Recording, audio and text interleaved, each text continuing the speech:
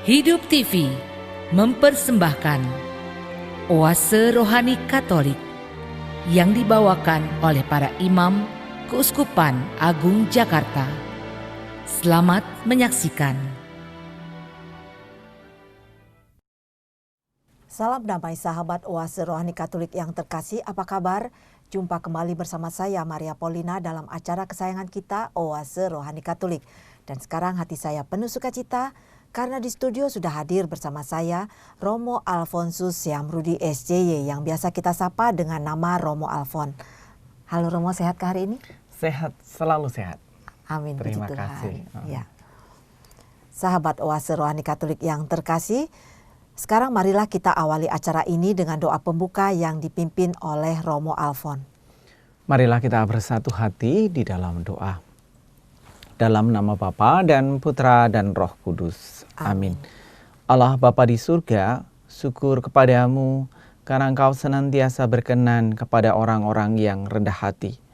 Semoga hari ini kami pun rela melatih diri melaksanakan tugas perutusan putramu yang telah dengan rela hati hadir tinggal di dalam hidup kami untuk membawa keselamatan kepada kami. Mampukanlah kami untuk menjadi perpanjangan dari nabi-nabi cinta kasih yang menyuarakan suara perdamaian, sukacita dan kegembiraan di dalam pewartaan-pewartaan yang selalu kami lakukan dalam keseharian, di dalam kehidupan kami sehari-hari yang berani untuk menjadi nabi-nabi cinta kasih dalam suara kenabian yang terus-menerus kami ungkapkan. Tuhan, pakailah kami, mampukanlah kami untuk selalu menjadi penyalur rahmat dan berkat di dalam tugas panggilan kami semua. Ini semua kami mohon kepadamu karena Engkaulah Tuhan kami yang hidup dan berkuasa, bersama Dikau dalam persekutuan dengan Roh Kudus, kini dan sepanjang segala masa. Amin. Amin. Dalam nama Bapa dan Putra dan Roh Kudus. Amin. Dari pekerjaan menggiring kambing domba, aku dipanggil Tuhan dan diperintahkan, pergilah, bernubuatlah terhadap umatku Israel. Sahabat Oase Rohani Katolik yang terkasih, bacaan liturgi pada hari ini diambil dari Kitab Nubuat Amos bab 7 ayat 10 sampai dengan 17 dan dilanjutkan dengan bacaan Injil yang diambil dari Injil Matius bab 9 ayat 1 sampai dengan 8. Dan sekarang marilah sama-sama kita membuka Alkitab kita. Saya akan membacakan bacaan pertama yang diambil dari Kitab Nubuat Amos bab 7 ayat 10 sampai dengan 17. Sekali peristiwa, Amazia, imam di Betel, menyuruh orang menghadap Yerobeam, raja Israel dengan pesan, Amos telah mengadakan persepakatan melawan tuanku di tengah-tengah kaum Israel. Negeri ini tidak dapat menahan segala perkataannya. Sebab beginilah kata Amos, Yerobeam akan mati terbunuh oleh pedang dan Israel pasti pergi dari tanahnya sebagai orang buangan.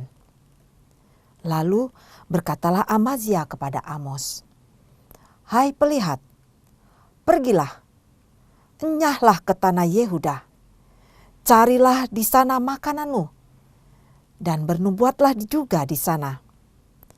Tetapi jangan lagi bernubuat di Betel, sebab Betel adalah tempat kudus raja dan bait suci kerajaan. Jawab Amos kepada Amazia, Aku ini bukan nabi dan bukan pula termasuk golongan para nabi, melainkan hanya seorang peternak dan pemungut buah ara hutan. Tetapi Tuhanlah yang mengambil aku dari pekerjaan menggiring kambing domba. Tuhan bersabda kepadaku, pergilah, bernubuatlah terhadap umatku Israel. Maka sekarang dengarkanlah sabda Tuhan. Engkau berkata, janganlah bernubuat menentang Israel, dan jangan ucapkan perkataan menentang keturunan Ishak. Sebab itu, beginilah sabda Tuhan.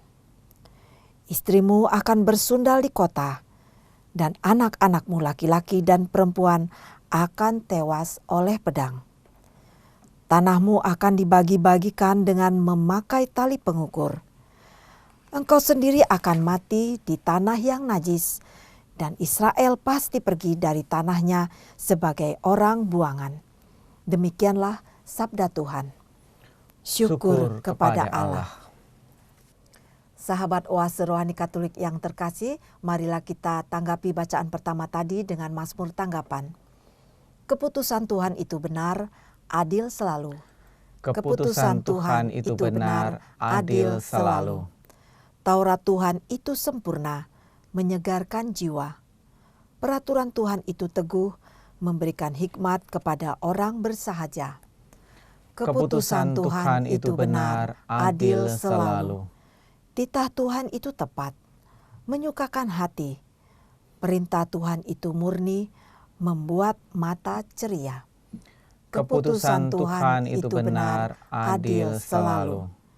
Takut akan Tuhan itu suci, tetap untuk selama-lamanya. Hukum-hukum Tuhan itu benar, adil selalu. Keputusan Tuhan itu benar, adil selalu.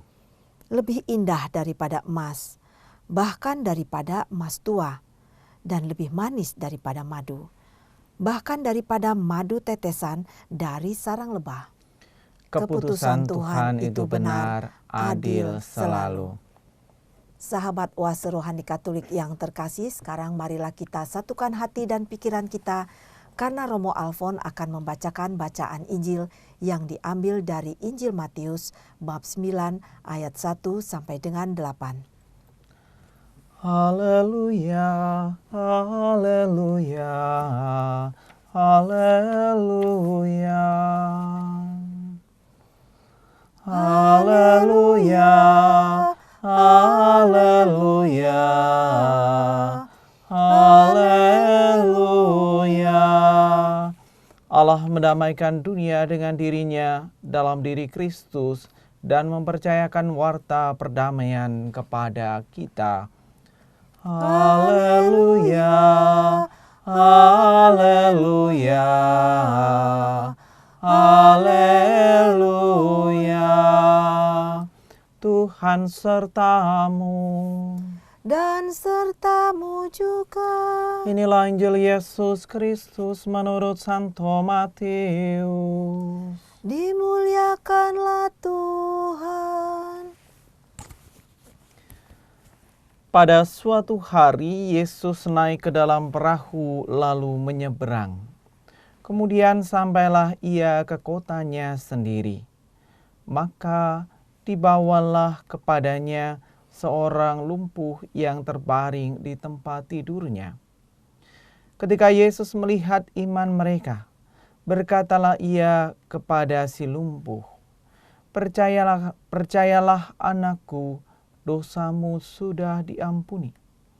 Maka berkatalah beberapa ahli Taurat dalam hatinya, ia menghujat Allah.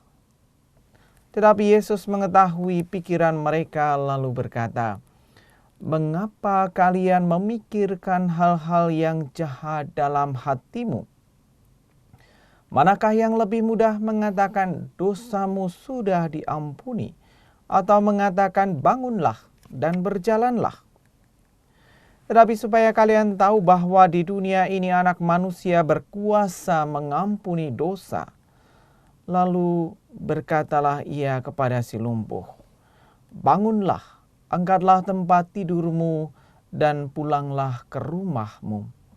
Dan orang itu pun bangun lalu pulang. Maka orang banyak yang melihat hal itu takut, lalu memuliakan Allah, karena ia telah memberi kuasa demikian besar kepada manusia. Demikianlah Injil Tuhan. Terpujilah Kristus.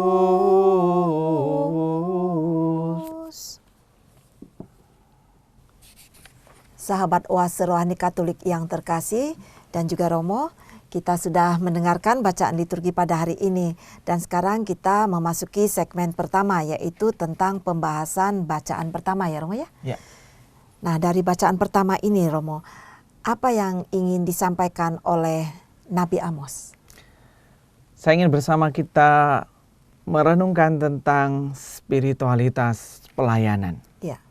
Spiritualitas pelayanan yang tentu itu dimiliki oleh kita semua. Kita semua dipanggil untuk melayani dalam pewartaan itu, dan di dalam apa yang telah dinubuatkan oleh Amos, kita akan belajar bagaimana menjadi seorang pelayan yang memiliki spiritualitas pelayanan di dalam kehidupan konkret kita. Ya, kira-kira itu yang akan bersama-sama kita renungkan pada kesempatan ini. Nah, Romo, dari bacaan di sini kita juga dapat melihat, mungkin Romo bisa dapat menjelaskan juga sebenarnya apa yang terjadi antara Amazia dan Amos di sini. Kita melihat dengan sangat baik dan tepat bagaimana Amazia yang saat itu menjadi imam di Betel mengalami pertentangan, mengalami perdebatan. Ada perang sengit antara Amazia yang menjadi imam di Betel dengan Amos yang menyuarakan suara kenabian, suara Allah sendiri untuk bangsa Israel. Nah, dari dua karakter pribadi ini kita akan bisa melihat dengan sangat jelas apa sih yang seharusnya menjadi yang dimiliki oleh seorang pewarta, sebagai seorang nabi yang menyuarakan Allah, pewarta-pewarta yang juga saat ini tentu kita punya banyak pewarta, dan sekaligus kita sendiri sebenarnya juga dipanggil untuk menjadi nabi-nabinya, untuk menjadi penyambung suara Allah di dalam kehidupan kita. Menarik sekali kalau melihat pertarungan antara Amazia yang menjadi imam di Betel dengan Amos. Tampaknya Amazia yang menjadi imam di Betel saat itu, dia itu orang yang dipilih secara khusus oleh raja, yang dipercaya untuk mengelola sekaligus menjadi imam di Betel. Dan kita tahu Betel itu memang tempat khusus, tempat suci yang didirikan oleh Yerobeam saat itu untuk menandingi bait suci di Yerusalem. Supaya apa? Supaya kerajaan yang didirikan oleh Yerobeam, karena saat itu memang sesuai dengan nubuat Allah bahwa kemudian kerajaan Yehuda itu akan terpecah, seperti itu. Maka kemudian karena Yerobeam berpikir bahwa nanti umatnya akan terus-menerus kembali ke Yerusalem untuk melakukan berbagai macam ibadat, maka itu tidak akan menjadi kondisi baik, ya, tidak akan mendukung kelangsungan kerajaan yang dia dirikan, kerajaan selatan itu. Maka kemudian didirikanlah Betel untuk menyaingi Yerusalem, supaya umat tidak perlu pergi ke Yerusalem tetapi tetap bisa melaksanakan ibadatnya dengan berbagai macam kurban, persembahan segala macam seperti itu di Betel. Nah, maka Amazia sebagai imam yang dipercaya oleh Raja Yerobeam, yang merasa dipercaya, ketika kemudian Amos menubuatkan tentang nasib rajanya yang jelek sekali, ya. Nubuat Yerobeam, nubuat Amos tentang Yerobeam itu kan nubuat kehancuran. Maka itu di satu sisi itu membawa sebuah berita buruk, tetapi di sisi lain Amos yang saat itu menyuarakan suara kenabian, suara Allah sendiri, yang banyak orang kemudian juga percaya kepada Amos. Ini menjadi sosok pribadi yang bisa menyingkirkan saya, Amazia, sebagai imam, untuk yang bisa menyingkirkan saya sebagai imam yang dipercaya untuk menjaga, merawat, dan sekaligus melaksanakan berbagai macam ritus di Betel. Maka kemudian Amazia mengatakan ini kepada Yerobeam, minta supaya Yerobeam, ini ada orang yang bernubuat atas nama Allah dan bahkan menubuatkan yang jelek-jelek sekali terhadap raja, maka mohon, mungkin bahasanya sekarang, mohon orang ini disingkirkan, seperti itu, disingkirkan. Sehingga nampak jelas sekali kemudian mengatakan Sekali peristiwa Amasya imam batal menyuruh orang menghadap Yerobeam raja Israel dengan pesan, Amos telah mengadakan persepakatan melawan tuanku di tengah-tengah kaum Israel. Negeri ini tidak dapat menahan segala perkataannya. Sebab beginilah kata Amos, Yerobeam akan mati terbunuh oleh pedang dan Israel pasti pergi dari tanahnya sebagai orang buangan. Lalu berkatalah Amasya kepada Amos, hai penglihat, pergilah, nyalah ke tanah Yehuda, carilah makan di sana makananmu, dan bernubuatlah juga di sana. Ini ketidaksukaan dari Amasya ya, terhadap Amos yang kok menubuatkan hal-hal kehancuran yang jelek kepada rajanya Yerobeam. Maka kemudian Amasya meminta kepada Amos, pergilah kamu ke Yehuda, ke kota kekerajaan yang sebelumnya yang berpusat di Yerusalem, seperti itu, untuk bernubuat di sana, cari makan di sana, jangan mengganggu kami yang sudah sebenarnya sudah tenang-tenang, sudah damai, sudah nyaman di sini dengan berbagai macam fasilitas yang tentu dinikmati oleh Amasya sendiri. Maka kemudian Amos berkata kepada Amasya, aku ini bukan nabi dan bukan pula termasuk golongan para nabi, melainkan hanya seorang peternak dan pemungut buah arah hutan. Tetapi Tuhan yang mengambil aku dari pekerjaan menggiring kambing domba, Tuhan bersabda kepadaku, pergilah, bernubuatlah terhadap umatku Israel. Artinya Amos sebenarnya mengatakan dengan jujur kepada Amasya, saya tuh menubuatkan ini, bernubuat itu bukan karena niat saya, bukan karena keinginan pribadi saya, tetapi Allah yang memintaku, Allah yang mengambil aku seorang petani sebenarnya, peternak seperti itu, pemungut buah pohon arah hutan. Tetapi karena Allah yang memintaku, mengambil aku dan memintaku untuk menubuatkan, maka apa yang diminta Allah itu kemudian saya nubuatkan, saya katakan. Entah jelek, entah baik, entah bagus, karena ini saya adalah penyambung lidah Allah, penyambung lidah Yahweh, maka itu yang saya katakan. Jadi Amos menunjukkan dengan sangat jelas bahwa dirinya mengatakan apa yang telah difirmankan Tuhan, tidak mengurangi, tidak menambahi, tetapi apa yang sudah dititipkan oleh Allah, dikatakan Allah, itulah yang disampaikan oleh Amos. Nah, jadi di sini juga sesuatu yang kalau kita kaitkan dengan sekarang seperti apa, Romo?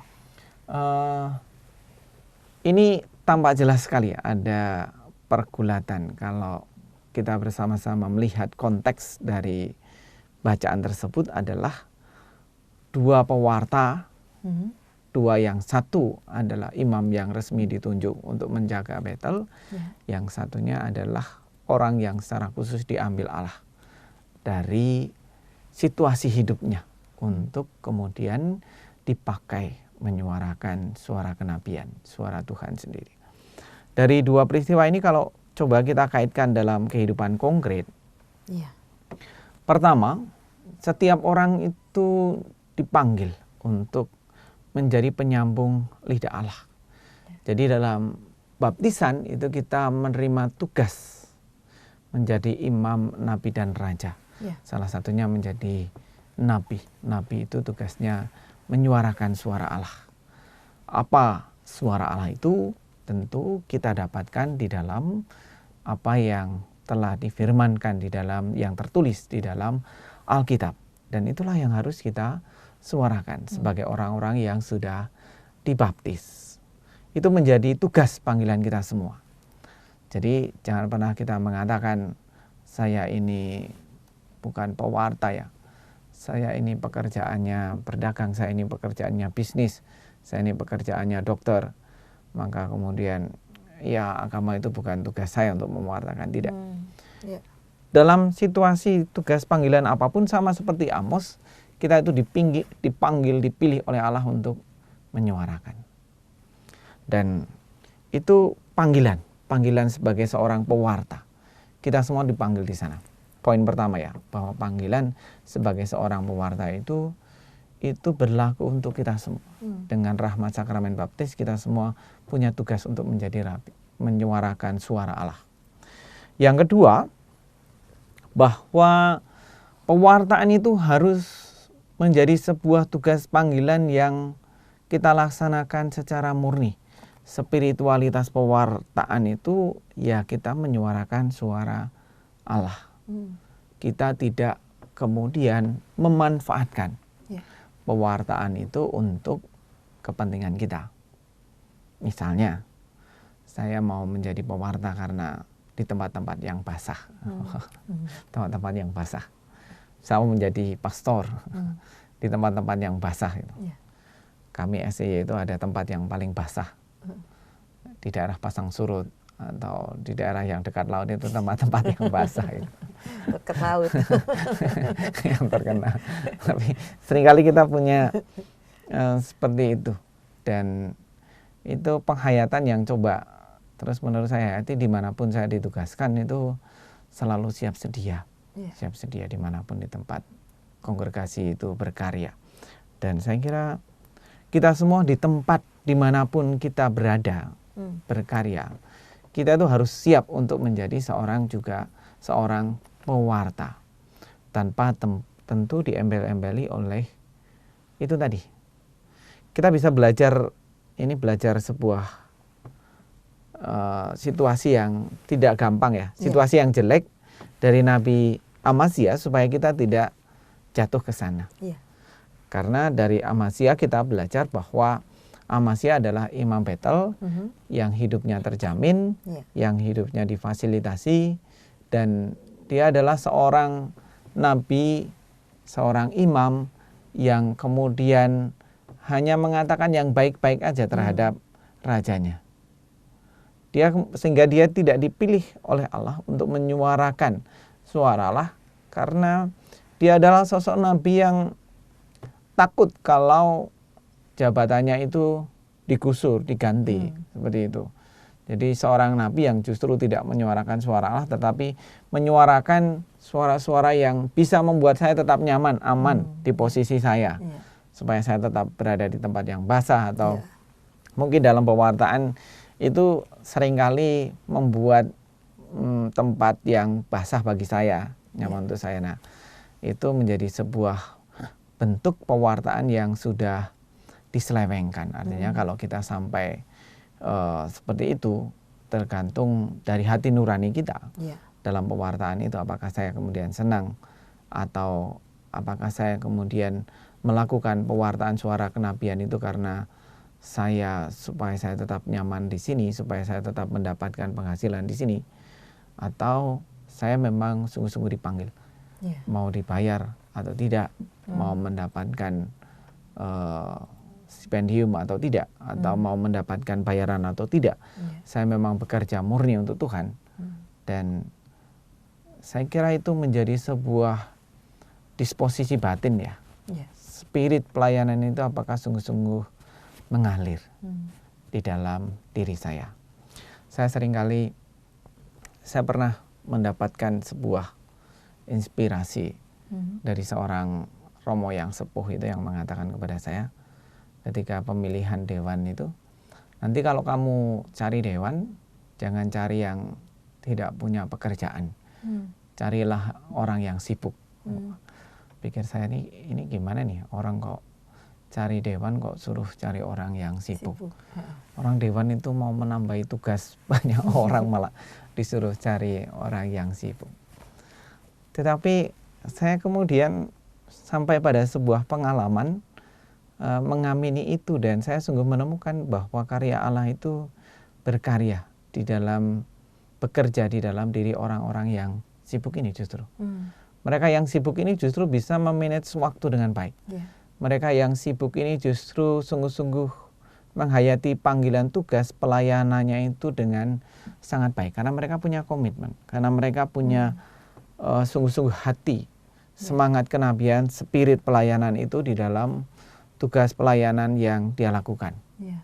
Dan bagi saya itu sungguh luar biasa. Bagi saya ini adalah Amos yang lain ya, yang diambil bukan dari orang yang dipersiapkan, tetapi justru dari pekerjaan yang dia miliki, diambil dan dipakai untuk bersama-sama memikirkan, mewartakan, dan mereka tidak dibayar.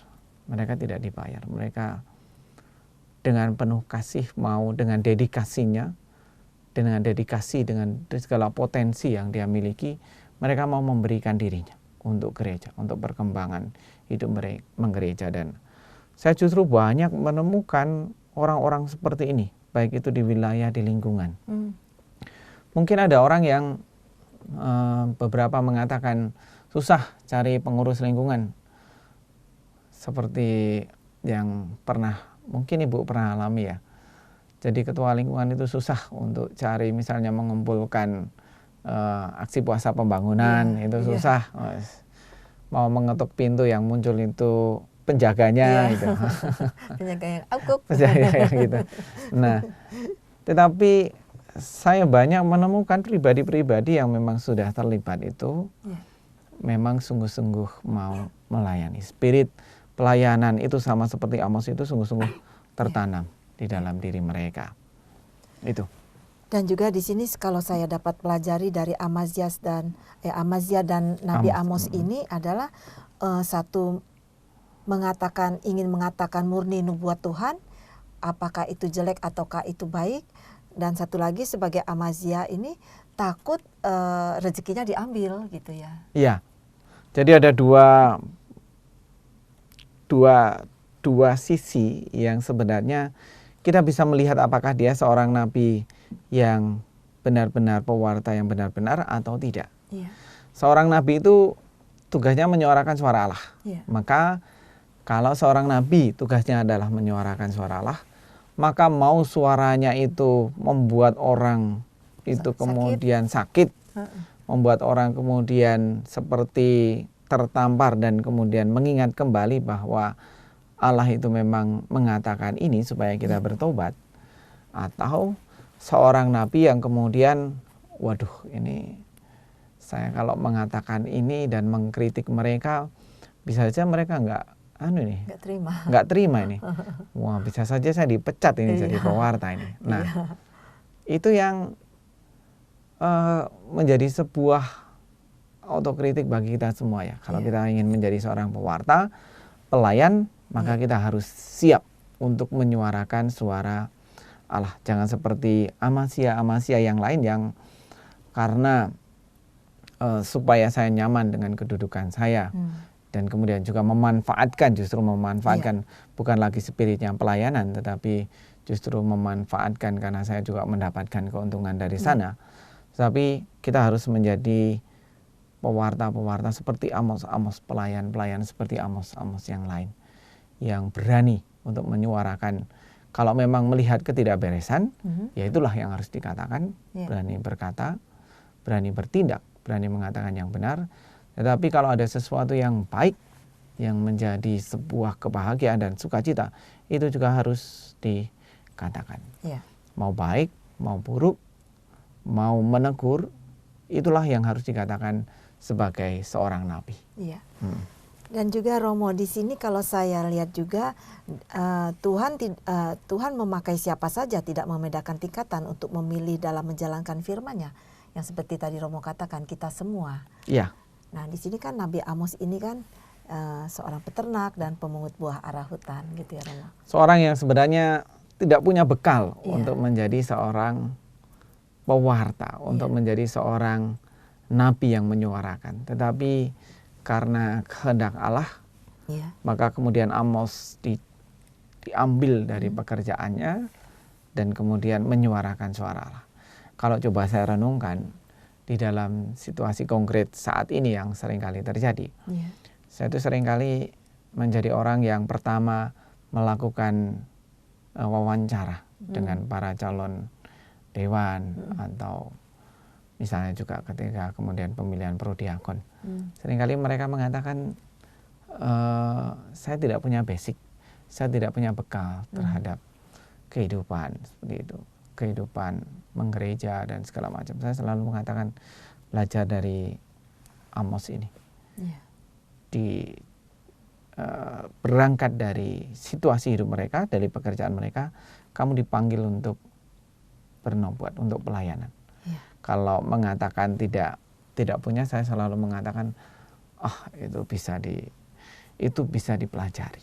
Sesuatu yang bisa dipelajari. Yang penting itu punya komitmen, punya semangat melayani.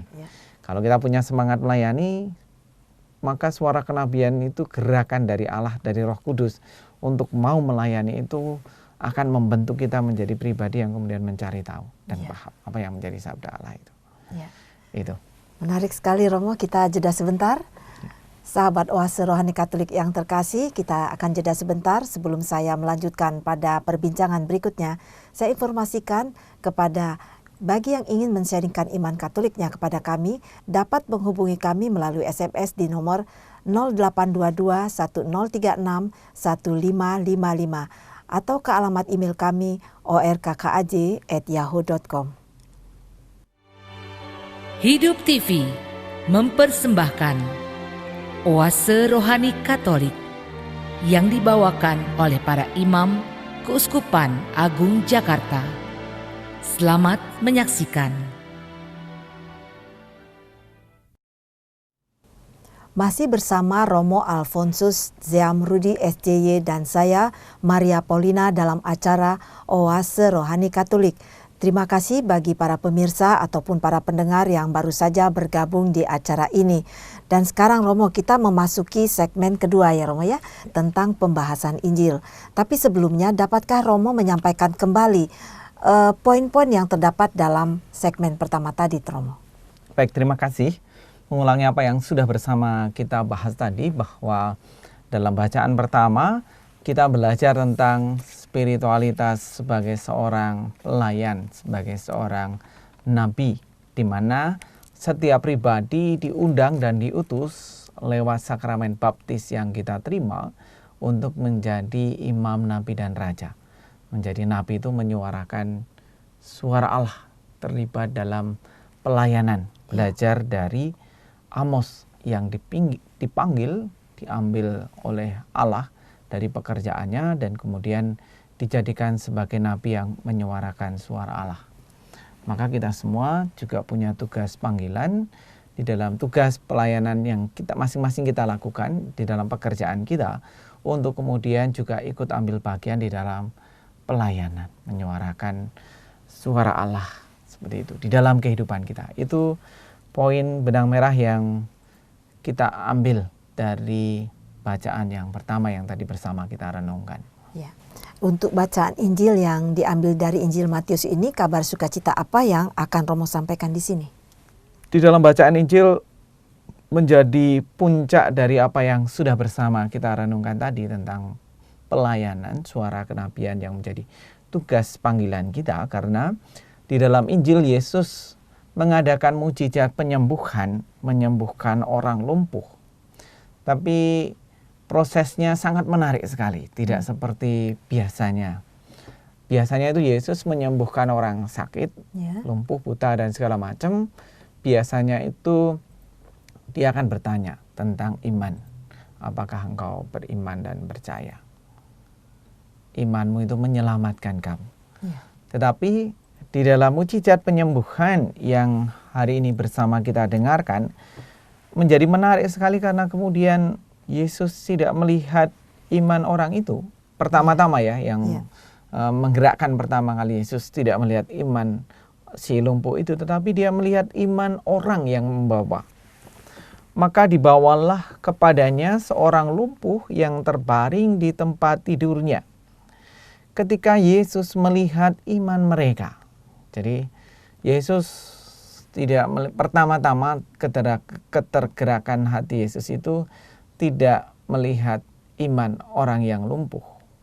Karena mungkin orang lumpuh susah untuk berbicara mungkin ya. Tapi pertama-tama Yesus melihat iman mereka yang menggotong, membawa. Mereka tahu bahwa Yesus datang pulang kampung seperti itu, maka kemudian mereka menggotong dengan penuh semangat, keyakinan dan iman bahwa Yesus bisa menyembuhkan. Maka iman mereka itulah yang dilihat oleh Yesus. Maka kemudian Yesus berkata kepada si lumpuh, "Percayalah anakku, dosamu diampuni." Baru kemudian ketika Yesus itu melihat iman orang-orang yang menggotong, membawa si lumpuh kepada Yesus, baru kemudian Yesus menegaskan. Tetap iman si lumpuh ini tetap ditegaskan oleh Yesus. percayalah anakku, artinya berimanlah anakku, percayalah dosamu itu sudah diampuni. Pertama-tama yang Yesus katakan kepada si lumpuh adalah menyembuhkan pribadi si lumpuh sendiri dan menerima supaya si lumpuh menyambut, terbuka hatinya untuk menyambut kerahiman Allah. Jadi kemudian kesembuhan itu didasarkan pertama-tama karena orang itu sudah dibereskan. Karena namanya orang lumpuh, pasti dia bergulat dengan hidupnya. Pasti dia bergulat dengan hidupnya. Mungkin yang sering kali terjadi dalam kehidupan konkret itu, kalau orang lumpuh, orang yang menderita itu, mereka pasti akan mempertanyakan Allah. Allah, mengapa ini terjadi pada saya? Apa dosa saya? Apa salah saya? Dosa apa yang saya buat sehingga saya kemudian mengalami ini? Mempertanyakan Allah, bergulat dengan dirinya, menyalahkan Allah, menyalahkan orang lain. Bukan hanya menyalahkan orang, menyalahkan dirinya sendiri. Nah, itulah yang seringkali dialami oleh seorang yang lumpuh, seorang yang sakit dan menderita.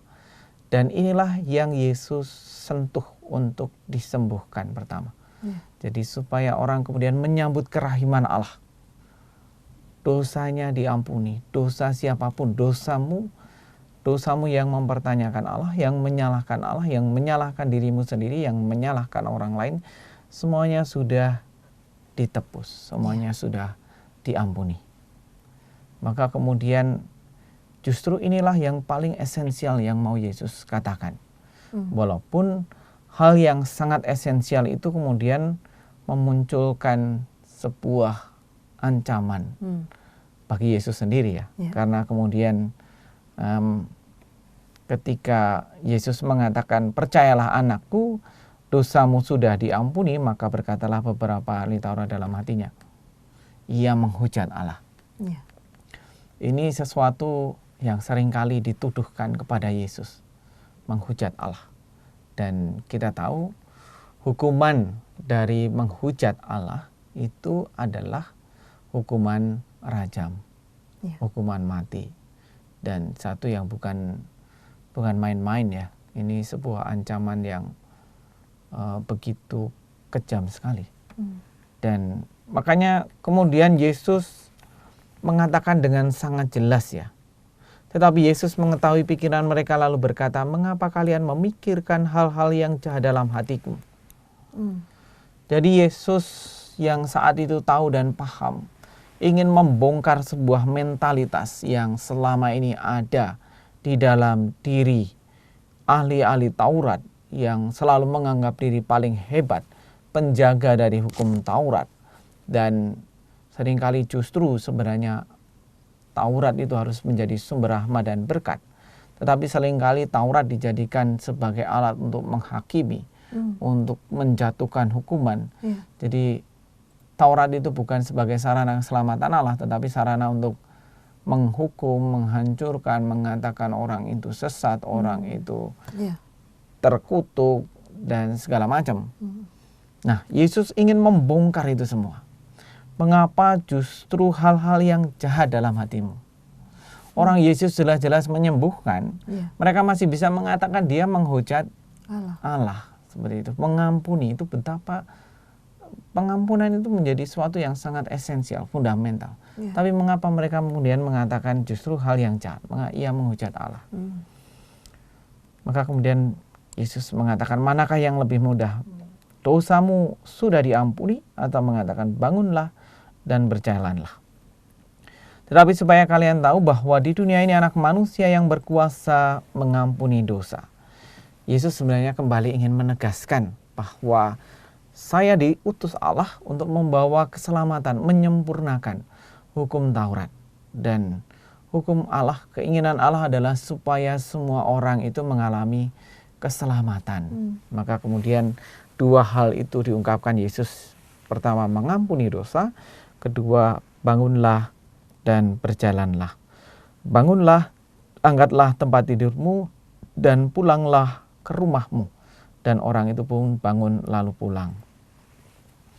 Dan banyak orang mungkin selain para ahli Taurat ya, banyak orang kemudian melihat hal itu takut lalu memuliakan Allah karena ia telah berkuasa, memberi kuasa demikian besar kepada manusia.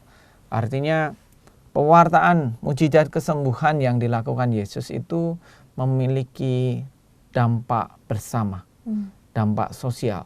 Banyak orang kemudian menjadi percaya, menyadari sungguh betapa karya Allah itu begitu luar biasa, yang mempercayakan kepada manusia, kepada Yesus. Di sini Romo, bisakah saya katakan ada hubungannya kah dosa dan penyakit, Romo? Apa hubungan dosa dan penyakit? Nah, seringkali ini menjadi sebuah pergulatan. Ada orang yang kemudian mengatakan kalau kita menjadi orang yang tidak diberkati itu kemudian kita orang yang diberi penyakit. Seringkali kita mengungkapkan, seringkali kalau kita kunjungan pada orang sakit, Romo, apa sih salah saya sehingga kemudian saya dihukum dengan diberi penyakit seperti ini. Dan saya kira ini menjadi sebuah pergulatan setiap orang sakit itu. Tapi apa hubungannya penyakit dengan apa tadi? Apa hubungannya penyakit dengan dosa? Manusia yang sakit mengalami sebuah pergulatan. Manusia tentu juga pernah sebagai manusia yang juga seringkali jatuh dalam dosa. Tetapi juga harus dibedakan antara penyakit dan kedosaan manusia. Penyakit itu juga menyangkut tubuh manusia yang menjadi ciptaan Allah yang tentu memiliki keterbatasan. Kita yang terikat dalam ruang dan waktu, tubuh kita juga memiliki berbagai macam keterbatasan ya. Kalau di usia kita yang sudah tua itu juga sakit, atau kalau kita juga makan sembarangan kita juga akan sakit seperti itu. Jadi ini murni adalah juga keterbatasan tubuh manusia. Tetapi acap kali juga dosa itu juga berhubungan dengan sehat dan sakit. Artinya bisa saja orang yang tetap jatuh hidupnya dalam kedosaan seringkali kemudian menimbulkan sebuah penyakit di dalam tubuhnya. Orang yang terus-menerus mengutuki dirinya, yang tidak mau menerima rahmat dan berkat Allah, itu seperti memberi energi negatif di dalam dirinya. Orang yang marah, tidak pernah mau mengampuni orang lain sesamanya, itu seringkali memberi energi negatif dalam dirinya sendiri dan dalam orang lain. Yang itu bisa menimbulkan, ini adalah sebuah kedosaan yang kemudian bisa menimbulkan sakit. Tapi harus dibedakan antara sakit yang memang murni karena keterbatasan tubuh manusia yang seringkali juga sakit, tetapi juga ada sakit yang seringkali dimunculkan karena ketidakmampuan manusia untuk menerima kerahiman Allah. Sehingga kemudian muncul penyakit-penyakit di dalam tubuhnya karena memang manusia tidak berani hidup di dalam kerahiman Allah, di dalam pengampunan dan di dalam sukacita itu. Maka ini menjadi sebuah tugas kita semua untuk kalau saya coba kaitkan dengan bacaan yang pertama tadi ya tentang pelayanan. Pelayanan itu menjadi menarik sekali kalau kemudian kita kaitkan dengan bacaan yang baru saja kita dengarkan. Pertama, Yesus melihat iman orang-orang yang lumpuh. Orang-orang yang membawa orang lumpuh itu. Maka keselamatan itu sebenarnya bukan hanya masalah personal saya dengan Allah. Tetapi keselamatan itu juga menyangkut masalah sosial saya dengan sesama. Apa yang saya lakukan itu bukan hanya berdampak pada diri saya, tetapi apa yang saya lakukan berdampak pada orang lain. Maka kalau suara Nabi, panggilan kenabian itu bukan hanya panggilan supaya saya selamat. Panggilan kenabian itu supaya saya menyuarakan suara Allah, supaya kemudian apa yang saya lakukan itu membawa keselamatan kepada orang lain. Dan Yesus selalu melihat itu. Panggilan kita untuk menjadi pelayan itu akan membawa dampak yang besar bagi orang lain ketika pelayanan itu sungguh-sungguh kita lakukan dengan ketulusan hati. Akan membawa dampak berkat dan rahmat Allah bagi orang-orang yang kita layani. Maka saya kira ini menjadi sebuah kebanggaan ya, kebanggaan yang boleh kita syukuri. Bahwa kalau saya terlibat dalam pelayanan ini yang diselamatkan bukan hanya saya bukan hanya saya, tetapi banyak orang yang kemudian boleh menerima sukacita. Dan di satu sisi kita diajak untuk berbangga dan bersyukur atas kepercayaan Tuhan, di mana kita dipanggil untuk menjadi imam, nabi dan raja, untuk menjadi nabi, menyuarakan suara Allah. Di sisi lain kita diajak untuk juga bersama melihat diri kita. Panggilan kita itu menjadi orang lain yang membawa si lumpuh itu. Yang kedua, panggilan kita juga sekaligus harus punya gerakan seperti si lumpuh. Pertama, kita membereskan hidup kita. Ketika Yesus mengatakan kepada kita, percayalah anakmu, dosamu disembuhkan. Itu seperti membersihkan kita dari segala motivasi-motivasi yang tidak baik dalam pelayanan. Tapi kemudian kita menyambut penyucian dan pengudusan Yesus yang kemudian mengatakan, bangunlah dan berjalanlah. Kita harus berani keluar dari kedosaan kita dan kemudian menjadi pewarta-pewarta yang siap diutus. Bangunlah dan berjalanlah. Wartakanlah, kalau kita menerima kerahiman Allah itu di dalam diri saya, maka saya siap untuk menjadi pewarta-pewarta yang diutus Tuhan. Jadi ada semacam ada dua gerakan yang hari ini bersama saya tawarkan. Pertama, menjadi orang-orang itu kita harus bangga dan bersyukur untuk membawa orang lain kepada Yesus si lumpuh. Pelayanan kita berdampak pada orang lain. Yang kedua, kita sendiri harus menghayati pribadi sebagai pelayan yang harus terus-menerus membuka hati kita, dibereskan oleh Tuhan yang selalu menerima, percayalah anakku, dosamu diampuni, memperbaharui diri terus-menerus.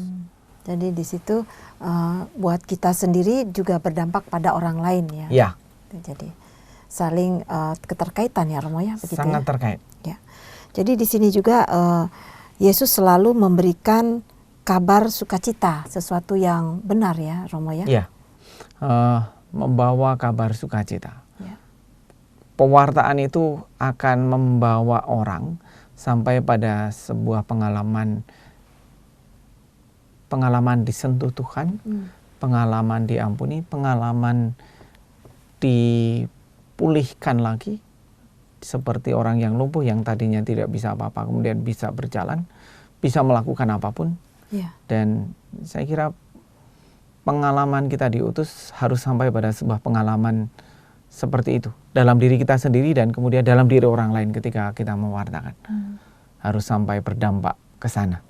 Dan itu yang menjadi tugas panggilan kita. Dan di sini juga dikatakan bahwa kuasa Tuhan Yesus tuh mengampuni dosa. Jadi Tuhan Yesus memang mempunyai kuasa untuk mengampuni dosa ya Romo ya. Dari ayat ke-6 ini. Di dalam ayat yang ke-6 dengan jelas Yesus mengatakan, tetapi supaya kalian tahu bahwa di dunia ini anak manusia berkuasa mengampuni dosa. Yang ditakutkan oleh, bukan ditakutkan tapi yang dicap, yang dihakimi oleh orang-orang ahli kepala, ahli Taurat itu adalah Yesus menghujat Allah dengan mengatakan, anakku dosamu sudah diampuni. Tetapi justru hal itu yang kemudian ditegaskan kembali oleh Yesus bahwa anak manusia itu berkuasa mengampuni dosa. Artinya sebenarnya yang dalam permenungan saya yang mau dikatakan oleh Yesus adalah anak manusia datang untuk menyelamatkan dalam pengampunan dosa, dalam mujizat-mujizat yang dilakukan, dan itulah yang seharusnya kamu hidupi dengan hukum Taurat itu. Bagaimana manusia hukum Taurat itu harusnya membawa keselamatan, bukan membawa penghakiman, menghukum, bukan seperti itu. Tetapi bagaimana kemudian memang Yesus hadir menyempurnakan hukum Taurat itu, dan kemudian dialah hadir untuk membawa keselamatan. dia tegaskan kembali. Yang mungkin dampaknya ya apa yang dikatakan Yesus semakin memperuncing pertikaian Yesus dengan para imam kepala ya, yang kemudian berakhir pada kisah penyaliban Yesus sendiri. Iya. Terima kasih Romo, pencerahan hari ini sungguh luar biasa. Dan sekarang kita sampailah di penghujung acara.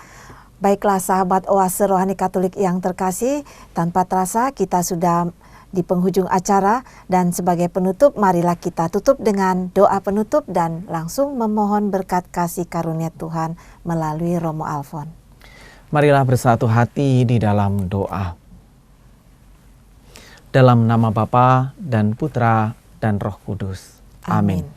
Allah Bapa yang Maha Kasih, di dalam diri kami para putra-putrimu yang telah Engkau selamatkan, yang telah Engkau tebus dengan darah-Mu sendiri, di dalam baptisan yang telah kami terima, Engkau telah mengangkat kami dan mengutus kami menjadi anak-anak-Mu, menjadi imam, nabi, dan raja.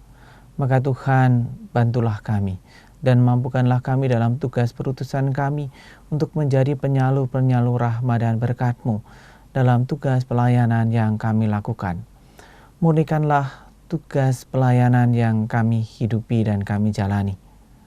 Mampukanlah kami untuk selalu bergerak menyambut kasih dan pengampunan-Mu sendiri, sehingga di dalam kasih dan pengampunan itulah tugas karya pewartaan sebagai nabi senantiasa kami lakukan di dalam perkataan dan tindakan kami. Ini semua kami mohon kepadamu karena Engkaulah Tuhan kami, kini dan sepanjang segala masa. Amin. Amin. Tuhan sertamu Dan sertamu juga. Kita semua dalam seluruh perjuangan dan pergulatan hidup kita senantiasa dilindungi dan dibimbing oleh berkat Allah yang Maha Kuasa, Bapa dan Putra dan Roh Kudus. Amin. Demikianlah sahabat Oase Rohani Katolik yang terkasih, kerahiman Allah yang harus kita pegang dalam menjalani kehidupan ini, sehingga keselamatan bukan saja membawa pada diri kita sendiri, tetapi juga berdampak pada orang-orang di sekitar kita. Akhir kata, saya Maria Paulina dan Romo Alfonsus Yamrudi SJY pamit undur diri. Damai Tuhan selalu menyertai kita semua. Mari amalkan Pancasila. Kita Bhinneka, kita Indonesia. Demikianlah Oase Rohani Katolik yang dibawakan oleh para imam Keuskupan Agung Jakarta. Tuhan memberkati.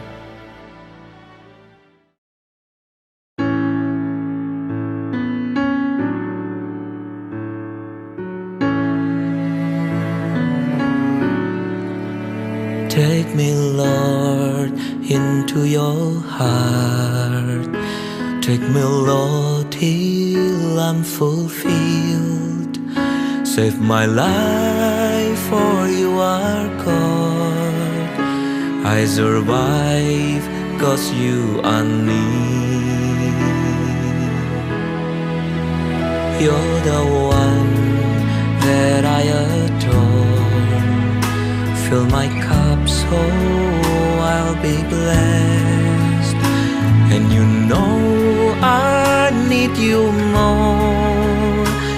Come, O Lord, into my heart. Lord, I love you. Lord, I need you. My Lord, oh, hold me tight. Lord, I praise you. Lord, I worship you. Bless me, Lord, for you are great. You're so kind, oh Lord, in all my life, that I will love you always. Bring me home for all my hardship, so we all will see the light. Oh Lord.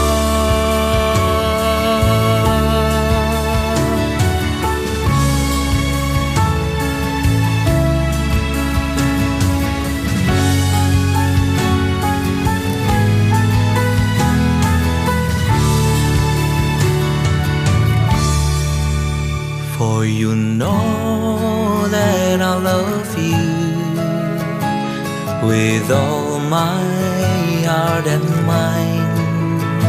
Fill me, Lord, with all your blessings, so I know that you are near. Lord, I love you. Lord, I need you. My Lord, oh, hold me tight. Lord, I praise you. Lord, I worship you. Bless me, Lord, for you are great.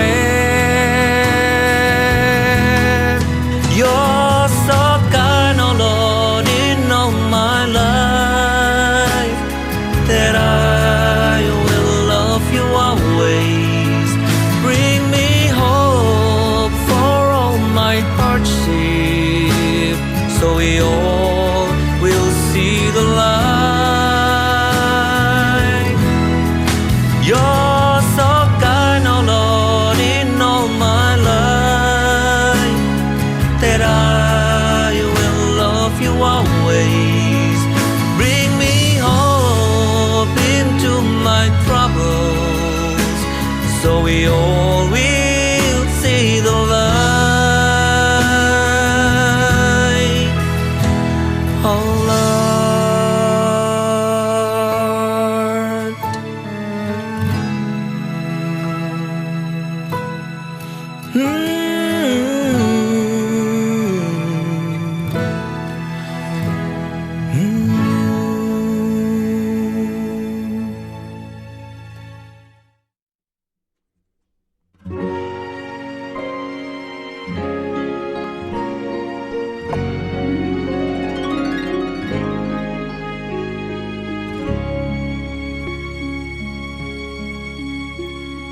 Rosario menjuntai di jariku saat berdoa pada Bunda, memohon agar menjaga diriku saat kaki ini melangkah.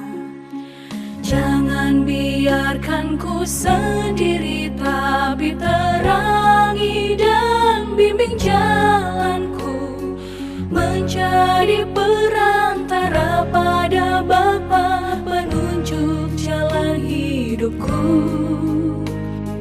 Bunda pilihan Allah bermahkotakan bintang-bintang di angkasa.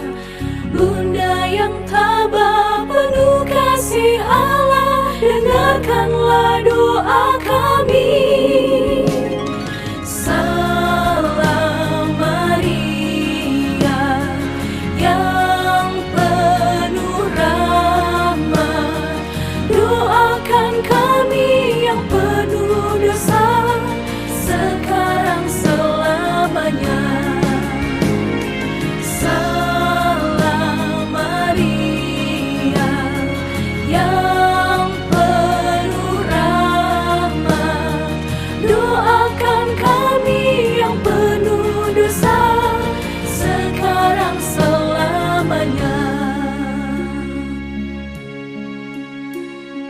Rosario menjuntai di jariku saat berdoa pada Bunda, memohon agar menjaga diriku saat kaki ini melangkah. Jangan biarkan ku sendiri, tapi terangi dan bimbing jalanku, menjadi perantara pada Bapa, penunjuk jalan hidupku.